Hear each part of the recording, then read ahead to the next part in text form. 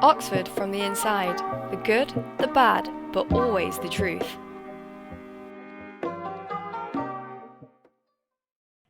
Hi, I'm Megan. Welcome to episode number 38 of Oxford from the Inside.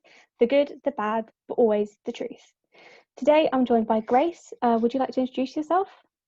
Yeah, definitely. Hi, I'm Grace. I'm studying English in my second year at Merton now, and I'm the Access and Equal Opportunities rep for my college. Great. Welcome to the show. Thank you. So today we're going to be discussing the JCR. Before we get into the bulk of this, to those of you who don't know, which is probably a lot of you, the JCR stands for Junior Common Room. Somewhat confusingly, it stands for both like a literal room in a college called the JCR, which is like a common room. It's a shared space. It might have sofas, a TV, you can play games, you can relax. But it also stands for the student body, which is generally the undergraduate population, years 1 to 3 and maybe some fourth years. When we talk about the JCR in this episode, we're going to be talking about the JCR, the student body JCR. And the JCR is run by a JCR committee, and they've got a wide variety of roles covering the leadership roles, and then, welfare reps, entertainment reps, all kinds of things which we will discuss properly in the rest of the podcast. So, Grace, thank you for joining us. No worries. To kick this off, when you were a fresher, when you first showed up in Oxford as a fresher, knowing nothing about the JCR, what would you have wanted to know about it? So looking back now, I feel like I bought into a lot of the Oxford myths and Oxford and Cambridge myths generally, possibly just from a lack of history of students attending from my sixth form and high school. And I kind of had this insecurity, as we all do arriving at Oxford. You're kind of very aware of the fact that you're in this really intimidating, huge place. And I was like, oh my gosh, this official JCR, like, I don't know, there's like meetings every so often where they debate things and it's very official and it talks about like things they want to change in college. I don't think I'm going to be, I thought I wasn't confident enough to ever either like submit an idea for something I wanted to change, or even just to go, because I thought you would go and then have to debate or something. And I was convinced everyone was from like private schools, like posh schools, and had some debate experience for like 10 years or something, whereas I'd never had that before. So I was a little bit nervous, and so didn't attend the event. Versus like now, having got over that, and I'm like on the executive committee, so I'm someone who would help run those events, those debates, which they aren't really debates. So I've kind of done a complete 360, and now I can see the other side and say, no, it's really important for so many people from different backgrounds to be involved in like student decision making, and it gives you so much confidence. So I want to say, from like a social point of view, it's really great to come into it and feel confident and just like go in with your eyes wide open, because no one really knows what they are when they start. Yeah, it's really important to say that, the JCR can seem like this really intimidating, as you said, really official. Everyone has so much experience, everyone is so much better than me.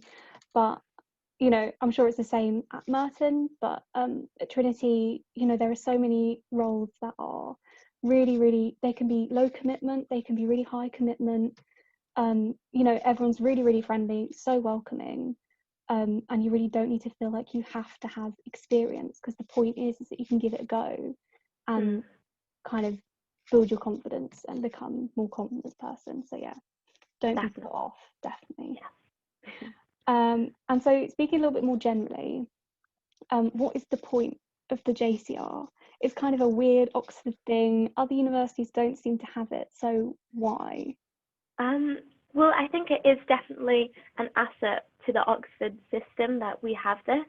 So I see it as like a linking point between the student body and the governing body and staff and senior leadership. It's a bit like school council in high school, but on steroids a little bit. You have a bit more response, a bit more say than like school.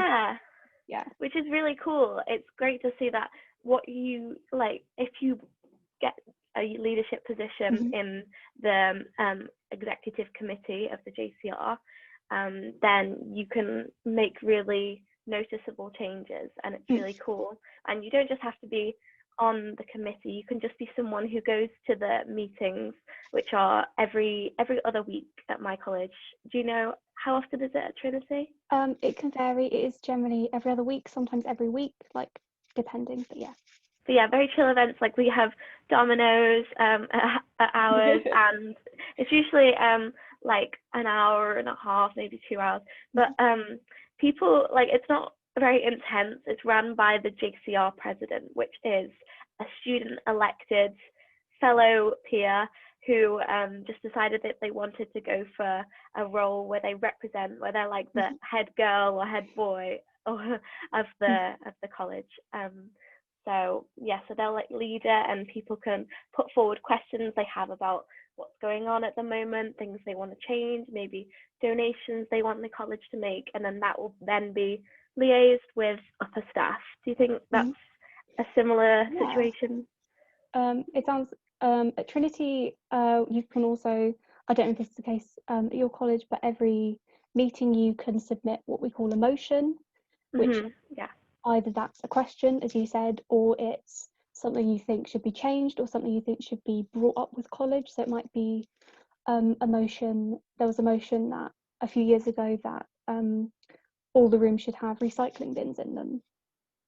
And so that's kind of, someone would suggest a motion, and then it's discussed in the meeting, and then it's decided either, no, we don't need that, or the relevant person will go to college with the motion and say, this is what we think. So yeah, it's a really great avenue to kind of bring your concerns and bring your actual make change. Yeah, for sure, definitely. And then so exec would be the people who would then take the motion to the staff, and they will probably most likely every week have something that they want to bring up or propose, and then talk to the rest of the undergraduate body with. And yeah, great. And also it's important to note that the JCR, while it is kind of a place to bring ideas, place to bring motions, it's also, as you said, you link between the students and the governing body, but also they provide a lot of welfare support and kind of peer support as well. And that's quite an important role in the JCR, kind of being, doesn't have to be first point of contact, but it's being a point of contact if you're struggling, and also just to generally help keep the college community happy and healthy. And it is really amazing. I just finished being peer support trained this week, actually, yesterday. So I'm now a peer supporter, which is a very cool, intensive course. It's 24 hours long. And so the welfare reps, who are like the therapists of our year, there's a male and a female this year, and so they are in charge of, they're a person that you can come to if you ever feel like maybe you wouldn't want to go directly to college because it's something that you would just want someone who's a bit of a friendly face and can just talk to perhaps in like more confidentiality, and just talk through the situation with you. And they've been trained formally, so like now I have such a better understanding of confidentiality and like strategies of just helping people in decision making, which is amazing. Absolutely. And I'm sure lots of colleges have what we call welfare tea, other similar welfare events, which are run by the welfare reps. Do you discuss a bit of those that you have at your college? Yeah, so we have welfare tea, which would just, it isn't even like, I used to think it was a therapy session or something. Everyone would sit in a circle and like drink tea and cry.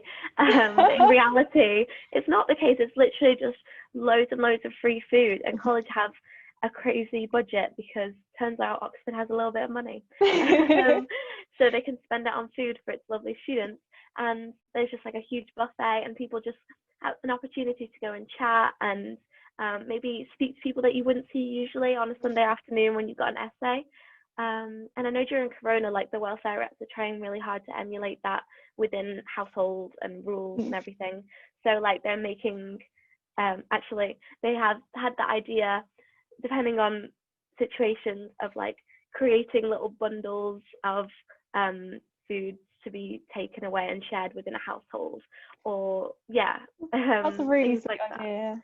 It is, and the little ways that they're taking care of making sure people have like Mm. small little nice things to have every week or when they arrive at college, like giving every household a disposable camera so they can take pictures with their new friends, and like prosecco or sparkling elderflower, I think it is like in the house waiting for people. I think that might change, but ideas like that, you know, that's the basis of their kind of loveliness.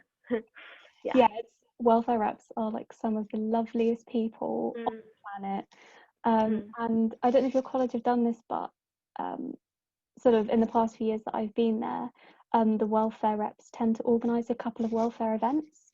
So we've had things like pottery decorating and cupcake decorating, and that's kind of similar to the welfare tea, where you just all, you know, they don't have to be big events, but you can kind of meet your friends, you can meet other people you maybe haven't spoken to before, and you can just kind of, you know, they've done welfare painting, you know, it's just really little things that it's a really nice community spirit, and you can just really relax and take your mind off the horror that is all of your work.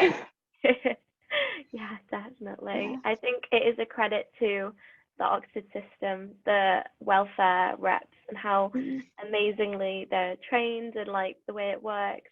And yeah, they like, I know at Merton, financially, like external counselling service is covered, so you wouldn't have to pay for that, so they can refer you to someone.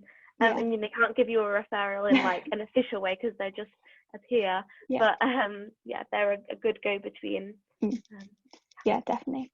And so we talked a lot about the welfare reps, but would you like to discuss specifically what your role is and kind of what you do in college? Definitely. So I love my role. My role title is Access and Equal Opportunities Representative, or Access Rep, everyone would say.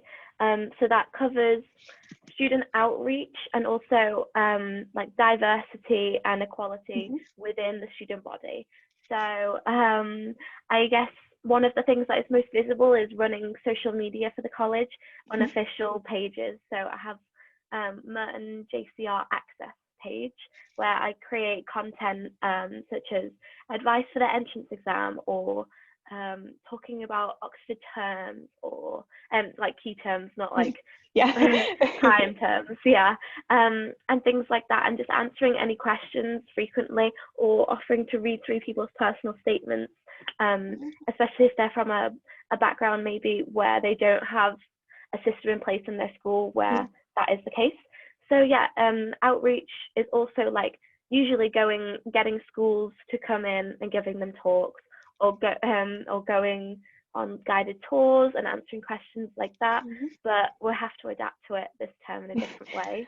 And then also it's about running the social media, but also if anyone comes to you with something that they feel could be changed and is less than fully inclusive, then you can liaise with college to incorporate that. And I've been like really happy to see, like already just a few weeks or maybe a month or so into my role, like college, especially I guess in light of just the year that we've had generally being so turbulent, is just so willing to constantly be on it with me, and we work together. And I wasn't sure if it would maybe be like, it's not performative. I thought it would be, maybe I got onto the inside and I realized I have to do all the work, but it's not the case. It's very much like a team effort.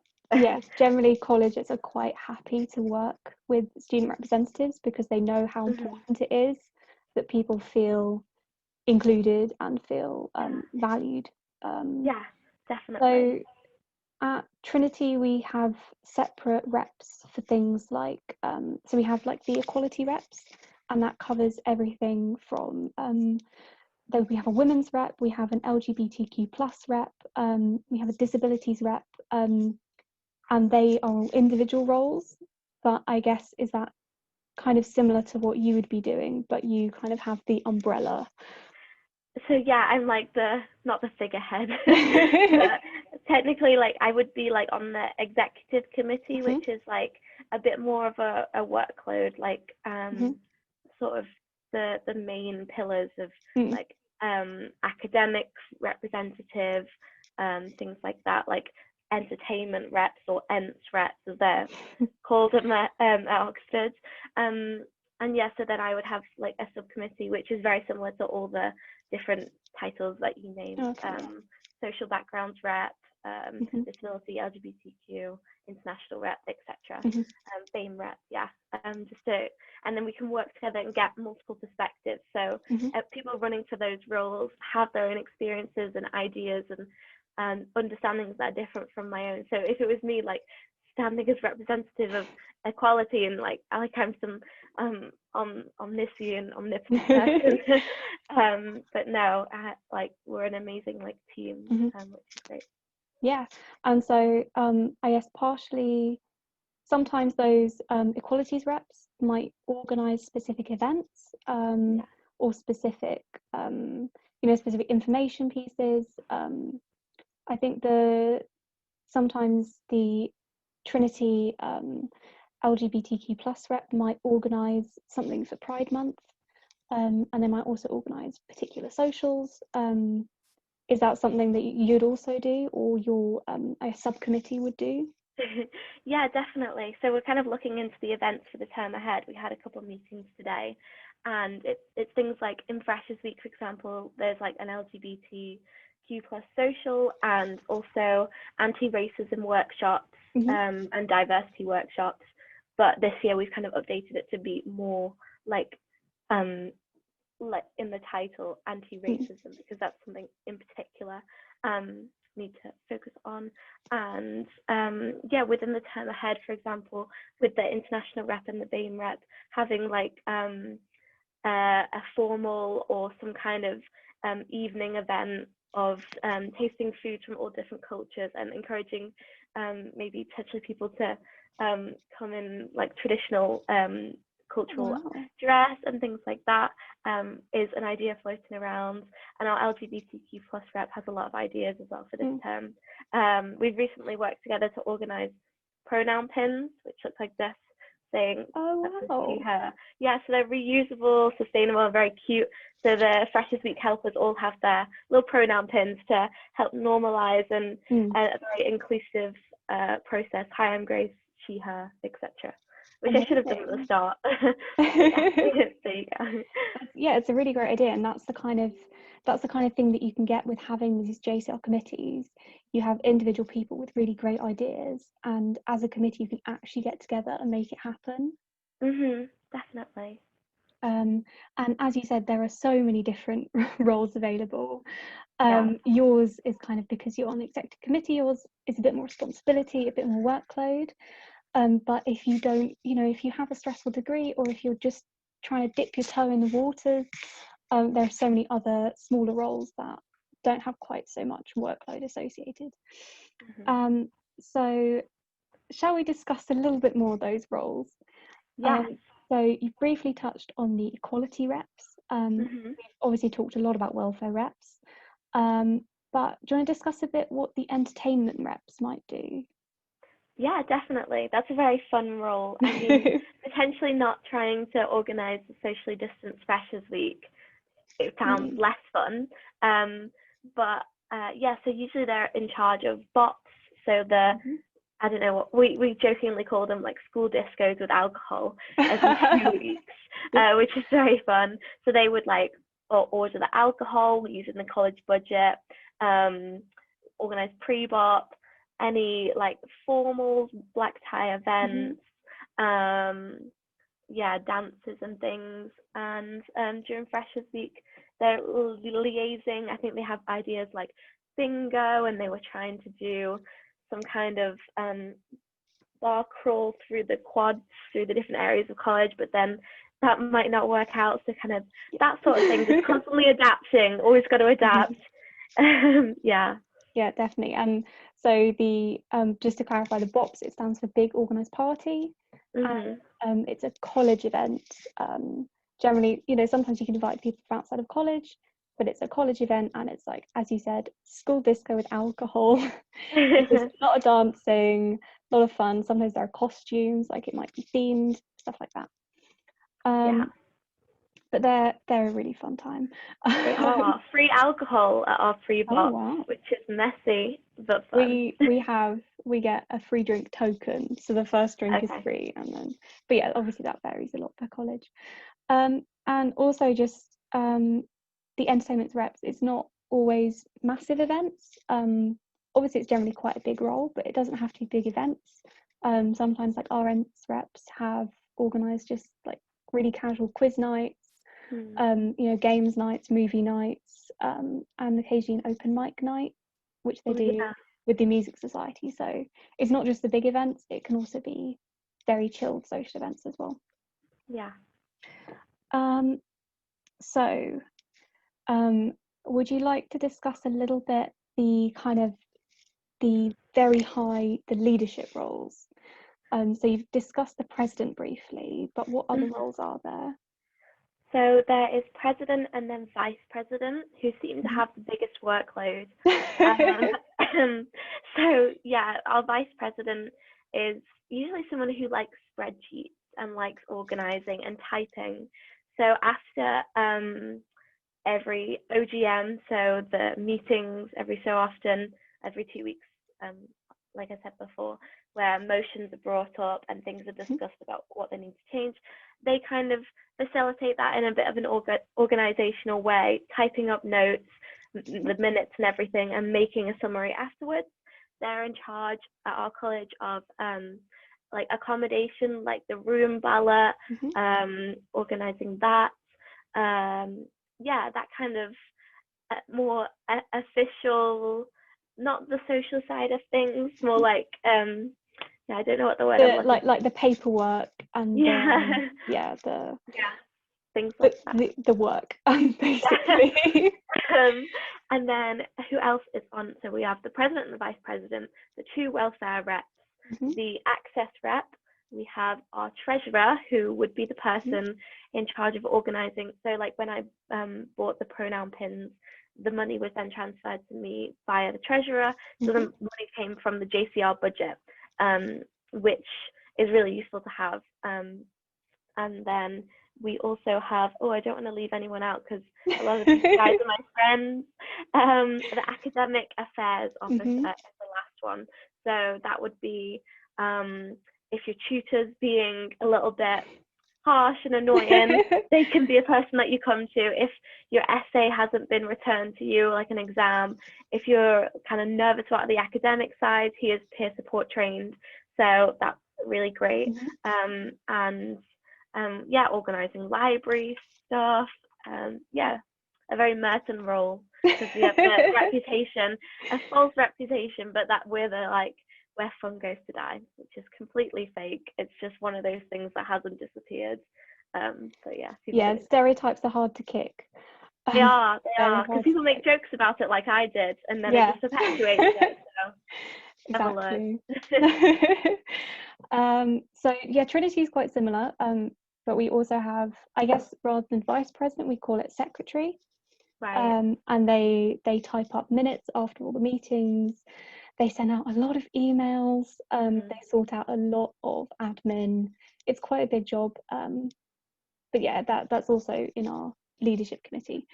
And then I guess there are just lots of other smaller roles that don't really fit under an umbrella.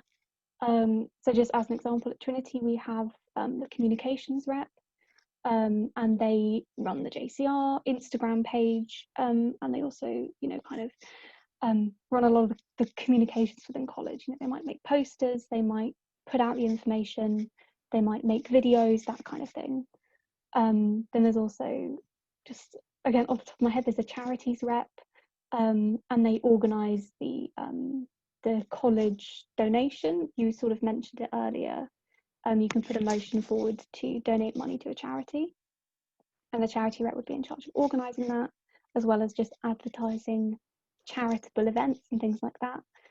There are lots of other smaller roles that don't necessarily fit into a box, but chances are, if you're interested in doing something, there will be a role with that title that you can apply for. Yeah, definitely. I feel like new roles keep emerging every single year, but it's great because it just means more involvement, and it gives you a bit of confidence and something to maybe talk about in job interviews one day when they roll around. Yeah. Yeah, absolutely. And so, how can people get involved in the JCR? Big question. But how can people get involved if they want to? So that is a good question. I feel like I'm like being interviewed. Good question. So there's getting involved in the sense of running for a role, and for us that happens towards the end of the last term this year. So Trinity, the third term, you will have a takeover, and there'll be something called hustings, which is an Oxford term for just like elections, where people put out their manifestos. They put out like a little A4 or email round, vote for me kind of thing. Some of them are more silly than others. Like, it's totally whatever vibe you want. Have you got that experience too? Definitely, yeah. There are some people that are so serious, and then someone else's is just, here's a funny picture of me, you should vote for me. It's really, really varied. It is definitely. Like, I know my friend ran for welfare rep, so made a video for him, but a fake one of him like posing like with his little baby sister, pretending to be like, look how welfare I am, and like jumping on the trampoline. It was good. But yeah, so you would do your propaganda, and then you go to the hustings, in which you're asked questions by the person from last year's role and just the general students. And maybe questions for me would be like, what things do you actually want to change? A bit like a job interview, but really not in the pressure side, more just in the format. And then there's also just a games part to ours afterwards, where like, I don't know, it would play on the word access for mine. So I had to like access the highest point in college or something, and like climb up somewhere. Or like the welfare reps, because they make tea a lot, had to make the best cup of tea and have a judge. Do you have like games part of your elections? Yeah, I think it kind of depends, because sometimes they can run on quite late, so no one's really in the mood. But there's sort of a semi-traditional, the entertainment reps, as part of their manifesto, the people competing for entertainment reps see who can down a pint the quickest. Ooh, and that's like a point in your favor, you know. But there are kind of little things like that, you know, associated with each role that's kind of a fun. But it's like completely not serious. Obviously, you're not going to be disqualified if you can't finish a pint. I mean, it's not it's not serious. Imagine. I mean, I wouldn't get anywhere. Really? See, I don't want to be a northern stereotype, but I feel like I'd be okay. Well, sign up for the Trinity Ents rep and you can find out. There we go. I'll be a jack of all trades and do everything.